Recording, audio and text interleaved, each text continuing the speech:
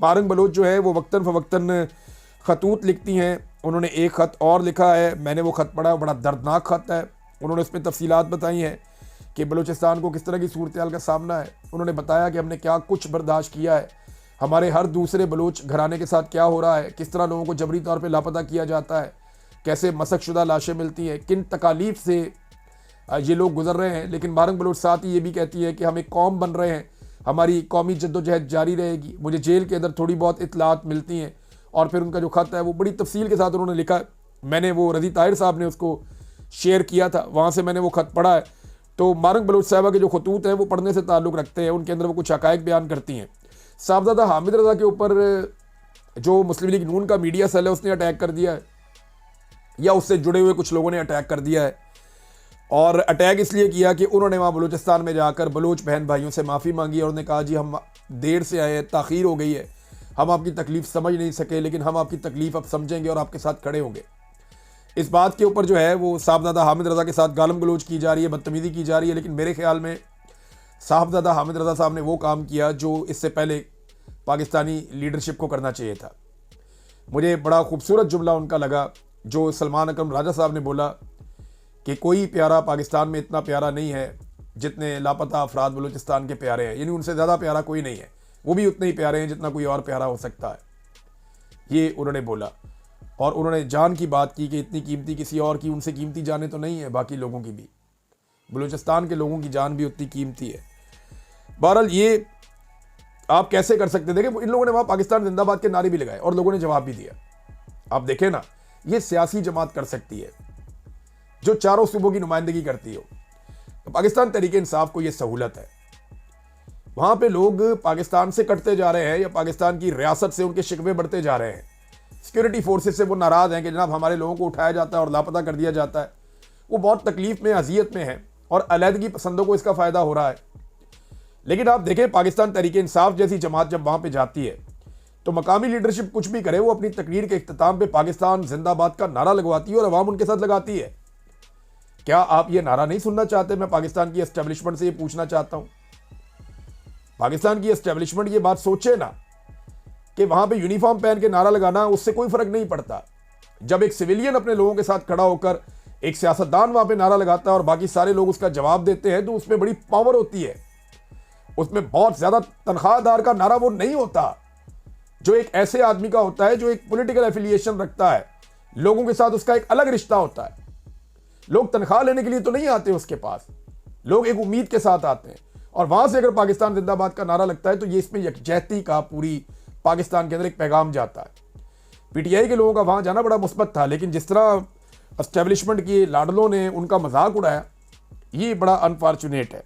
बड़ी बदकिस्मती है पाकिस्तान की कि पाकिस्तान इकट्ठा होने की कोशिश, समेटने की कोशिश कर रहे हैं कुछ लोग, और जो इक़्तिदार परस्त लोग हैं जो इस वक्त इक़्तिदार में हैं वो और ज़्यादा गंद डालने की तरफ खुद को भी राग़िब किए हुए हैं और इसी रास्ते के ऊपर चल रहे हैं।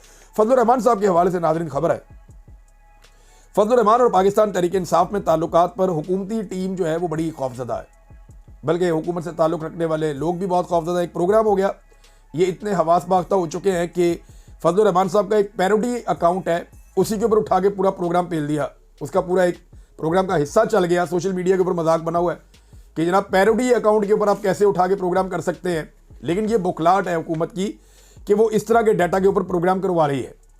अब फजलुर रहमान साहब जो है उनके हवाले से हुकूमत को मुझे नहीं लगता कि ज़्यादा परेशान या फिक्रमंद होने की ज़रूरत है। लेकिन उनका एक स्टेटमेंट और है, कितना मज़ेदार स्टेटमेंट है। फजलुर रहमान साहब कहते हैं कि 26वीं आईनी तरमीम को नुकसान पहुंचा तो सूद के खात्मे की शिक भी मुतासर हो जाएगी। कैसी बारीक वारदात है कि जनाब ये 26वीं आईनी तरमीम तो अब मुशावरत के साथ लेके आए, अब वो 26वीं आईनी तरमीम जिसने आइन का हुलिया बिगाड़ दिया, वो 26वीं आईनी तरमीम जिसने अदलिया का हुलिया बिगाड़ दिया, फजलुर रहमान साहब उसकी प्रोटेक्शन के लिए खड़े हैं, उसकी हिफाजत के लिए खड़े हैं और वो ये कह रहे हैं कि इसको अगर छेड़ा ना तो सूद वाली शिक वो भी मुतासर हो जाएगी कि 2028 में हमने सूद खत्म करना है। फजलुर रहमान साहब मैं भी यहाँ पे हूँ, आप भी यहाँ पे हैं, मैं आपको चिट्टे कागज पे लिख के देता हूँ कि पाकिस्तान के अंदर जब तक ये निज़ाम चलेगा ना तब तक सूद खत्म नहीं होगा। जब तक ये जालिमाना निज़ाम पाकिस्तान में चलेगा और पाकिस्तान की एस्टेब्लिशमेंट पाकिस्तान को कंट्रोल करेगी तब तक सवाल ही पैदा नहीं होता कि कभी सूदी निज़ाम खत्म हो जाए। क्योंकि हमारी एस्टेब्लिशमेंट के ताने बाने जाकर मिलते हैं मगरिब के साथ, अमेरिका को ये कभी ना कर नहीं सकते, लिहाजा ये कभी भी सूदी निज़ाम के खिलाफ नहीं जाएंगे और सूद का निज़ाम तभी खत्म होगा फजलुर रहमान साहब जब इस निज़ाम को आप बदलने में कामयाब हो जाएंगे। अदरवाइज ये निज़ाम सस्टेन करेगा, बेफिक्र हो जाएं आप। ये 2028 2038 भी आ जाए और ये निज़ाम चलता रहे तो पाकिस्तान में सूदी निज़ाम ख़त्म नहीं होगा। तो 26वीं आईनी तरमीम की प्रोटेक्शन के लिए कोई और बहाना ढूंढना चाहिए। नाज़रीन, नॉर्मली मैं इत्तफाक नहीं करता, लेकिन पंजाब की वज़ीर इंफॉर्मेशन ने एक बात बहुत ठीक की है। ये जो चोलिस्तान कैनाल मनसूबा है ना, इस पर उन्होंने कहा जी कि जाके सदर पाकिस्तान से शिकवा करें जिन्होंने उसकी असूली मंजूरी दी है। हमें आप इसके बारे में क्यों कहते हैं? आपको जाके अगर शिकवा करना है, शिकायत करनी है तो सदर पाकिस्तान से करें जिन्होंने इसकी मंजूरी दी है। यानी पीपल्स पार्टी उठ के जो है वो छलांगे मारना शुरू कर देती है कि जनाब नहरें नहीं बनने देंगे, सर कटवा लेंगे, गर्दन कटवा लेंगे। बिलावल ने कहा जनाब हमें हज़ारों साल से, पता नहीं कितनी नस्लों से मैं खेती बाड़ी कर रहा हूँ। बिलावल साहब को मैं चैलेंज करता हूँ, मूली एक उगा के दिखा दें मुझे, या धनिए की फसल लगा के दिखा दें, या कोई छोटी मोटी फसल ही उगा के दिखा दें। आपने ज़िंदगी में कभी गोडी भी की है? आपको पता भी है कैसे होती है? तो किसान अपने आप को कहने से आप किसान नहीं बन जाते। आप जागीरदार तो ज़रूर हो सकते हैं, किसान नहीं हो सकते। और किसान को ही इस बात का अंदाज़ा है कि पानी उसके लिए क्या हैसियत रखता है। आसिफ अली जरदारी साहब ने ज़्यादती की है और अब जरदारी साहब आवाम को फेस भी नहीं कर पा रहे। कासिम सूरी साहब ने इस पर एक बात की है जरदारी साहब के कोरोना को लेकर।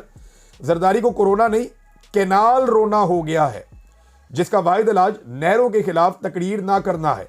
सिंध की नहरों का सौदा करने के बाद अब जब पूरा सिंध जरदारियों और पीपल्स पार्टी के खिलाफ उठ खड़ा हुआ है तो कैनाल रोना तो बनता है, ये कासिम सूरी साहब कह रहे हैं। वैसे भी जब जुल्फ़िकार अली भुट्टो जूनियर जब से लॉन्च हुआ है, मैं लॉन्च इसलिए कह रहा हूँ कि इससे पहले कभी वो हौसला नहीं करता था, सामने नहीं आता था। उसकी वालदा को बहुत खतरा था कि मेरे बेटे को नुकसान ना पहुँचाया जाए, क्योंकि इससे पहले उनका शौहर भी कत्ल हो चुका है, मीर मुर्तज़ा भुट्टो, और उस भुट्टो का इस जरदारी के साथ एक मुखालफत भी रही। और अब भुट्टो का बेटा और जरदारी का बेटा भी आमने सामने है। तो अब भुट्टो का पोता जो है वो लॉन्च हो गया, भुट्टो का नवासा तो पहले ही लॉन्च हो चुका था। मैं सिंध के अवाम से ये पूछना चाहता हूँ कि आपकी यही किस्मत है कि कभी यहाँ से ख़ानदान का एक लड़का आ जाएगा, कभी वहाँ से ख़ानदान का एक लड़का आ जाएगा। दोनों सही तरीके से जो है वो उर्दू भी नहीं बोल पाते। क्या सिंध के अंदर कोई पढ़ा लिखा नौजवान नहीं है? क्या कोई बाशऊर और समझदार आदमी नहीं है जो आपको लीड कर सके? यानी कत्ल हुआ तो उसका नाना भी कत्ल हुआ है ना, कत्ल हुआ तो उसका दादा भी कत्ल हुआ है, और बेशुमार लोग हैं वो भी कत्ल हुए हैं। अगर कत्लों की बुनियाद पे करना है तो यहां बेशुमार ऐसे लोग हैं जिनके इनसे ज्यादा कत्ल हो चुके हैं, तो उनको लीडर बना दो। मामला ये नहीं है। मामला ये है कि क्या लीडरशिप की क्वालिटी है या आपने जबरदस्ती एक बंदे को ट्रेन करके लीडर बनाना है। मौरूसियत जो है वो सियासत के अंदर जब तक रहेगी तब तक आपको ऐसे लीडर्स मिलते रहेंगे जो सब स्टैंडर्ड होंगे, यानी जिनकी काबिलियत नहीं होगी, लेकिन क्योंकि उनके अंदर लीडर का खून बह रहा है या उनके जिस्म के अंदर जो रगों में खून दौड़ रहा है वो एक ऐसे शख्स का है जो माजी में लीडर रह चुका है या बड़े ओहदे पे बैठा रह चुका है, सदर या वज़ीर आज़म रह चुका है, उसका माँ बाप या दादा दादी या नाना नानी। लिहाजा इस बंदे का हक पहुंचता है कि इसको अब सियासत करवाई जाए। तो करवाएं जनाब सियासत। इसी तरह पाकिस्तान का निज़ाम चल रहा है।